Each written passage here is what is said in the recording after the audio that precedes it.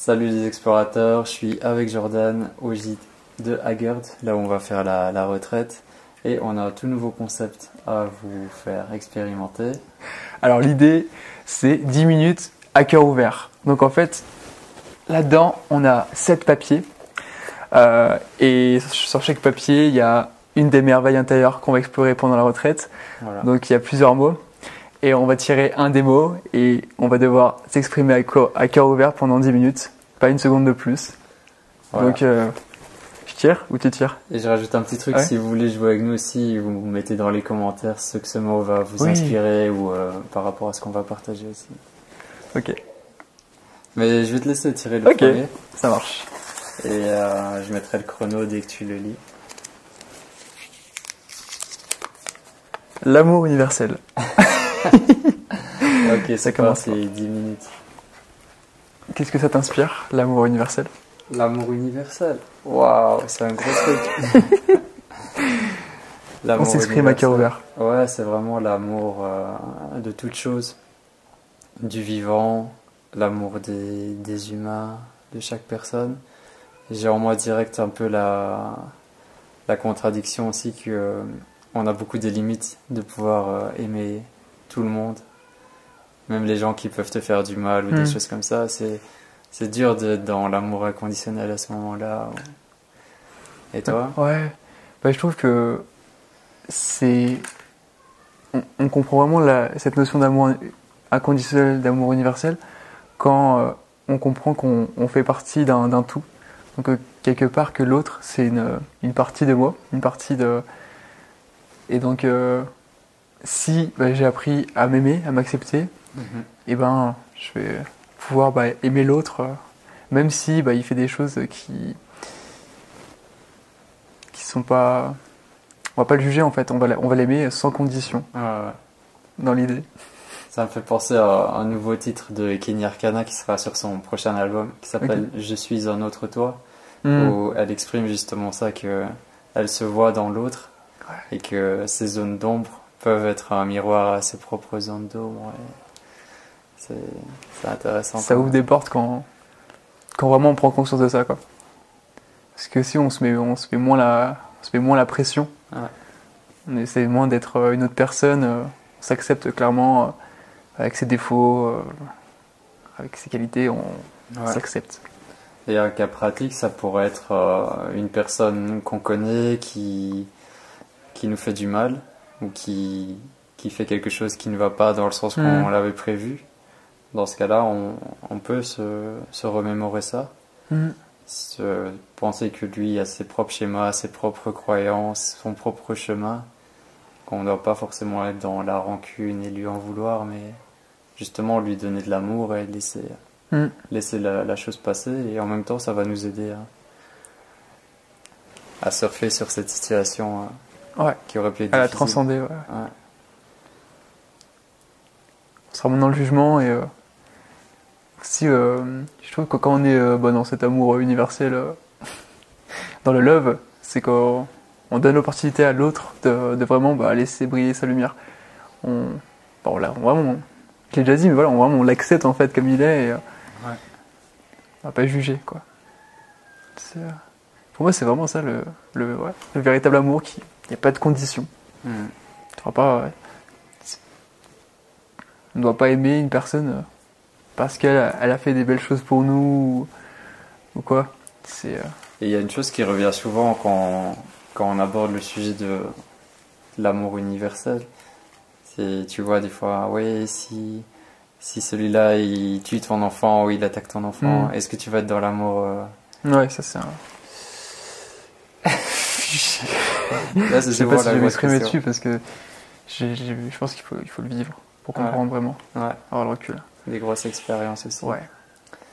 Et ça me fait penser, je rebondis là-dessus, ça me fait penser au don du pardon, un super livre d'Olivier Clerc. Et on peut utiliser aussi le pardon pour transcender ça, toutes les épreuves. Amour universel, je pense aussi aux animaux. J'ai vraiment cette pensée-là qui est forte à l'intérieur de moi, pour tous les animaux. C'est que je vois aussi comment tu es avec ton chien. Il faut le voir, Stéphane, il est... avec son chien, c'est une bulle d'amour, quoi. Ouais, c'est On sent que... Ouais. Je t'ai dit tout à l'heure, c'est la femme de ma vie. C'est la femme de ta vie. Mais on sent quoi, il y a un vrai lien avec les animaux aussi. Hein. Et ben voilà, juste je regarde Ifulki dans les yeux. Oui.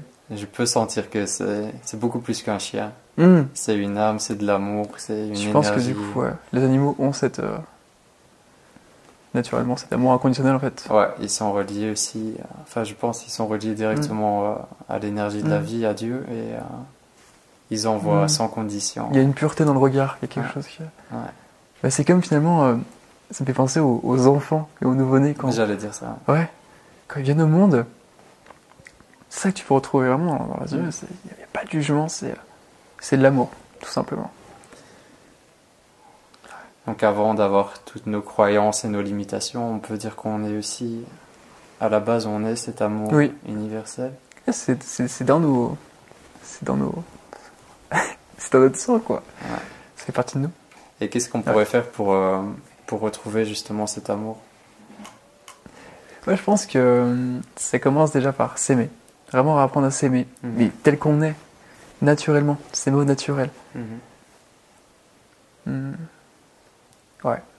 Apprendre à s'accueillir tel qu'on est, à s'accepter. Moi, c'était un gros dossier dans ma vie. Et... S'accepter, réaliser c'est sûr qu'on n'est pas parfait, qu'on a des zones d'ombre, on a des défauts.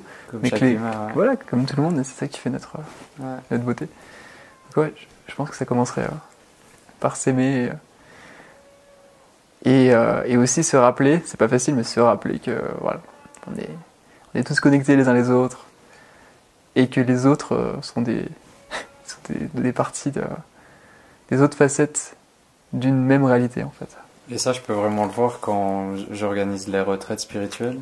Comme on est en groupe de 7-10 personnes, tu peux voir que chaque personne est le reflet d'une partie de toi ou d'une partie d'un autre. Ce qu'un tel va dire va résonner avec un tel. Et après, on voit qu'on est tous connectés. C'est ça que c'est puissant aussi de vivre une retraite. Même en tant qu'organisateur, chaque fois c'est fort, ouais. Vivre ça, ouais. Chacun participe en fait à ça. Chacun est le créateur de... Ouais. Et donc tu peux nous dire en commentaire, qu'est-ce que c'est pour toi l'amour universel? Qu'est-ce que ça t'évoque? Et je sais pas si tu as vu le slogan de Maroc en conscience. Je l'ai changé plusieurs fois et maintenant c'est une aventure humaine pour revenir à l'amour. Yes. C'est ça mon slogan. Ah, j'ai pas vu. Ah ouais. Qu'est-ce que t'en penses? Ça m'inspire. C'est l'amour, finalement c'est revenir à la simplicité. Ouais. C'est que tu vas vraiment diffuser à travers tes voyages et revenir à la simplicité.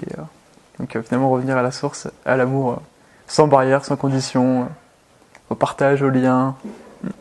Et pour rebondir sur Kenny, parce que je l'adore, elle dit dans une chanson humanité humaine, seul l'amour nous sauvera. C'est-à-dire qu'on peut revenir à l'amour au cœur. C'est ça qui transforme le monde, c'est ça qui transforme notre réalité. Il y a une phrase de David Lefrançois, j'aime bien, c'est un neuropsychologue, et il dit dans des situations un peu difficiles ou qui demandent d'être challengés, se pose la question, qu'est-ce que l'amour ferait? Qu'est-ce que l'amour ferait dans cette situation? Oui.